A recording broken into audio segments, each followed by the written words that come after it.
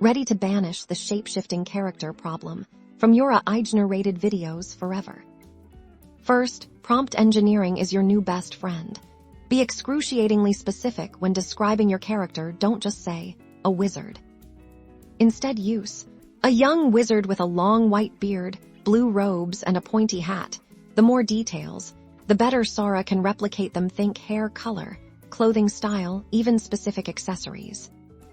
Next, focus on consistent keywords. Always use the same descriptive terms for your character across every single prompt. Consider using a unique identifier, like a specific name or title, if appropriate. Style referencing is another key technique. Decide on a visual style, a circumflex euros. Think Pixar animation. Or a specific painting style. Use that style consistently across all prompts. Remember, lighting and camera angles can drastically alter your character's appearance. Try to specify similar lighting and camera setups in each prompt to maintain visual consistency.